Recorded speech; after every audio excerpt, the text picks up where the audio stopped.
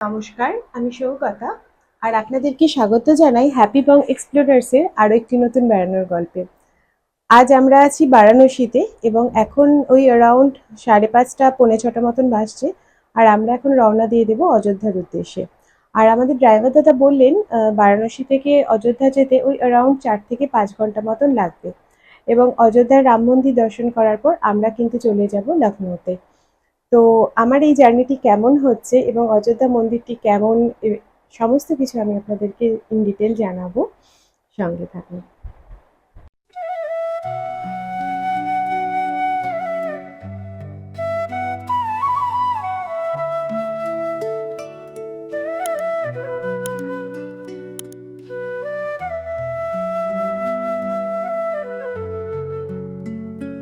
অযোধ্যা যাওয়ার পথে আমরা এখানে ব্রেকফাস্ট করতে নেমেছি।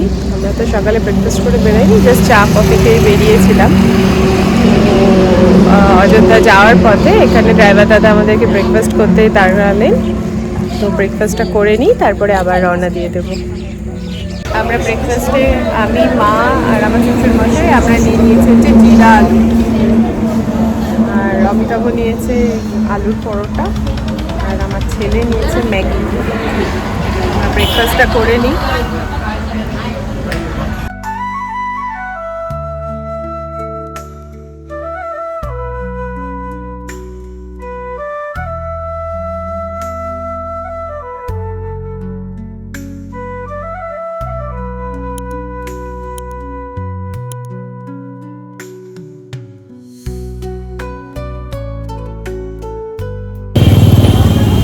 আমাদের গাড়ি থেকে নামিয়ে কিছুক্ষণ আমরা টোটোতে আসলাম এখানে। ওখান থেকে গাড়ি আর অ্যালাউ করলো না, তো ওখান থেকে আমরা এই অবধি টোটোতে এসেছি। আর এবার হেঁটে মন্দির অবধি যাব। জানি না টোটো এরপরে অ্যালাউ করতো কি না, এনারা যা বোঝাচ্ছেন তাই বুঝতে হচ্ছে, কিছু করার নেই। তো এনারা বললেন যে এই অবধি টোটো যাবে, এরপরে আর যাবে না। বাট ওখানে আরও অন্য টোটো আছে, কিন্তু আমাদের বললো যে এই অবধিই যাবে, তো এরপর থেকে হেঁটে যেতে হবে মন্দির অবধি। তো সেটাই করছি, মন্দির অবধি এখন হেঁটে যাচ্ছি। দেখা যাক, মন্দিরের ভেতরে তো অ্যালাউ নয় বললো, ড্রাইভার দাদা বললেন যে মন্দিরের ভেতরে অ্যালাউ নেই। তো যতটা নিয়ে মানে ক্যামেরা করা যায় আর কি, মন্দিরের ভেতরে মোবাইল অ্যালাউ নেই, তো যতটা পসিবল হয় ততটাই করা। তার আগে লকার রুম আছে, ওখানে নাকি সমস্ত কিছু সাবমিট করে লক করে দিতে হবে। তো দেখা যায় কতদূর অবধি আমাদের অ্যালাউ করে আর কি ক্যামেরা, মোবাইল।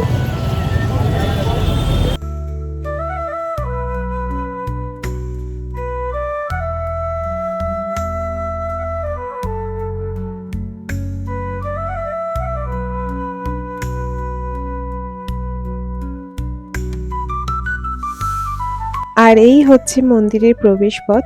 তবে শুনলাম 12:30 থেকে 1:30 অবধি কিন্তু মন্দির বন্ধ থাকবে, কারণ সেই সময় আরতি চলবে। তবে যা যা ছবি ভিডিও যা কিছু করার এই জায়গাটিতে আপনাদের করে নিতে হবে, কারণ এরপরে কিন্তু আমাদের ক্যামেরা জমা দিয়ে দিতে হবে এবং তারপর একদম মন্দির দর্শন করার পর আমরা যা কিছু ক্যামেরা, মোবাইল যা কিছু সব আবার ফেরত পাবো।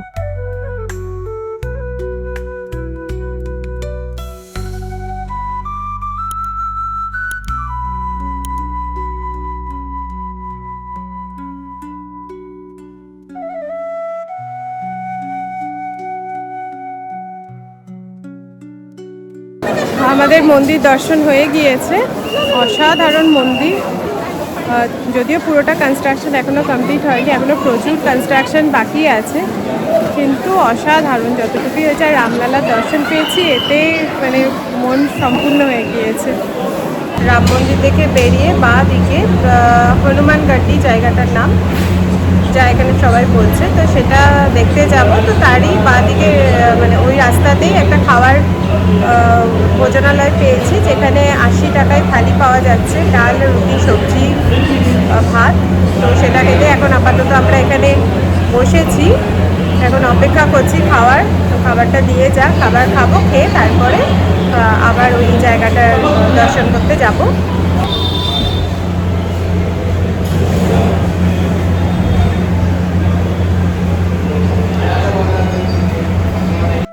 লাঞ্চ করে নিয়েছি, আর এবার আমাদের হনুমানগড়ি দেখার পালা। বলা হয় দুর্গের ধাঁচে তৈরি এই মন্দিরটি তৈরি করেন সম্রাট বিক্রমাদিত্য এবং বিশ্বাস করা হয় যে লঙ্কা বিজয়ের পর রামচন্দ্র এবং মাতা সীতা যখন অযোধ্যা ফেরেন তাদের সঙ্গে ফেরেন কিন্তু হনুমানজি। আর হনুমানজি এখানেই অযোধ্যার একটি গুহায় বসবাস শুরু করেন এবং অযোধ্যাকে রক্ষা করেন। এছাড়াও এটাও বলা হয় যে একদা একটি বানর গুহায় ঢুকে পড়ে এবং তাকে খুঁজতে বাকি বানরেরা সেই গুহায় ঢুকলে হনুমানজির একটি সোনার মূর্তি উদ্ধার হয়, যা বর্তমানে হনুমানগড়িতে পূজিত হয়। এই মন্দির দর্শনের সময় হলো গরমকালে সকাল 7:30 থেকে 11:30 এবং বিকেল 4:30 থেকে 9:30। তবে শীতকালে কিন্তু এই দর্শনের সময় সকাল 9টা থেকে 11টা এবং 4টে থেকে 9টা।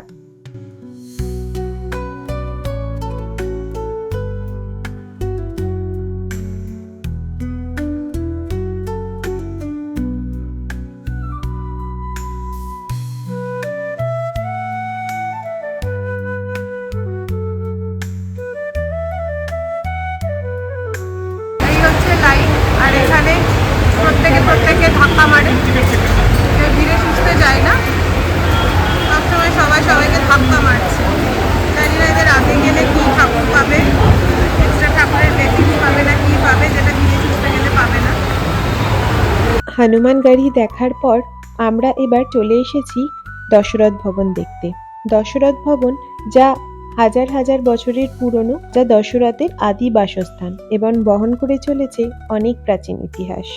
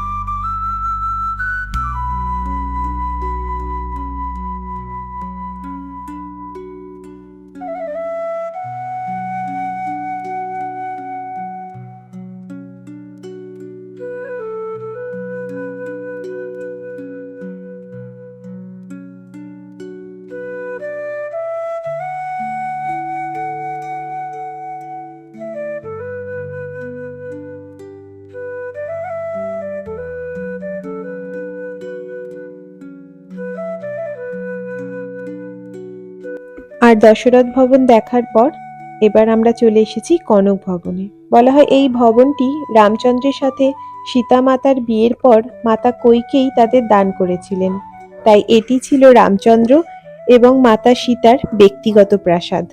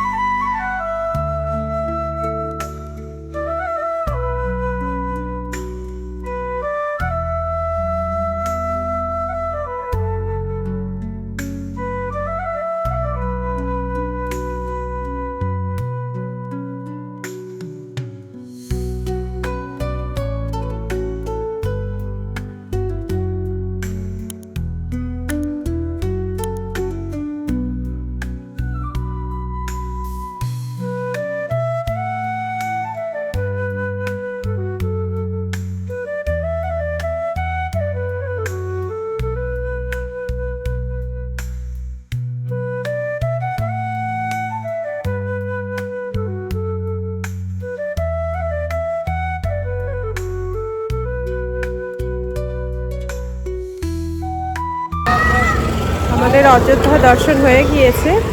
অযোধ্যা দর্শন সেরে এবার আমরা লখনৌর উদ্দেশ্যে রওনা দেব। খুব সুন্দর দর্শন হয়েছে। অযোধ্যার মন্দিরের সঙ্গে হনুমানগড় দর্শন করেছি, কনক ভবন দর্শন করেছি, দশরথ ভবন দর্শন করেছি। তো এই সমস্ত কিছু দর্শন কমপ্লিট হয়ে গিয়েছে। এখন প্রায় 6টা মতন বাজছে, 6টা না, অ্যারাউন্ড 5:30 হবে। তো এবার আমরা লখনৌর উদ্দেশ্যে রওনা দিয়ে দেবো।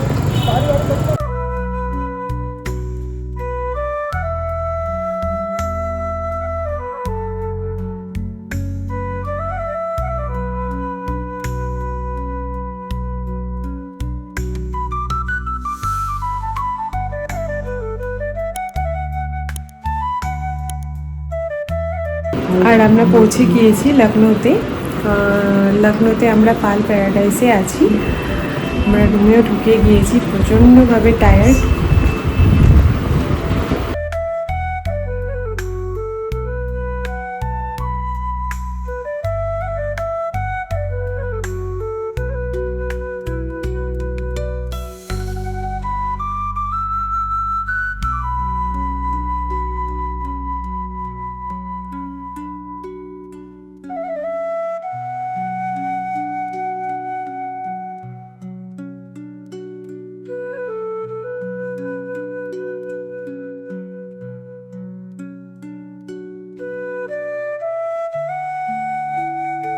আর এই হচ্ছে আজকে আমাদের ডিনার। যেহেতু সোমবারে আমি আর মা নিরামিষ খাই, পেঁয়াজ রসুনও খাই না, তো আমরা এই জন্য আজকে বিনা পেঁয়াজ রসুনের ডাল আর জিরা আলু নিয়েছি, আর সাথে রাইস আছে আর পিকল দিয়েছে। আর ওদিকে বাকি 3 জন গেছে ওপেন এয়ার বলে একটি রেস্টুরেন্ট আছে সেখানে খেতে। ওরা তো ননভেজ খায়, তো ওরা গেছে। আর আমরা যেহেতু ভেজ খাই, তো আমরা বাড়িতে মানে হোটেলেই আছি আর কি।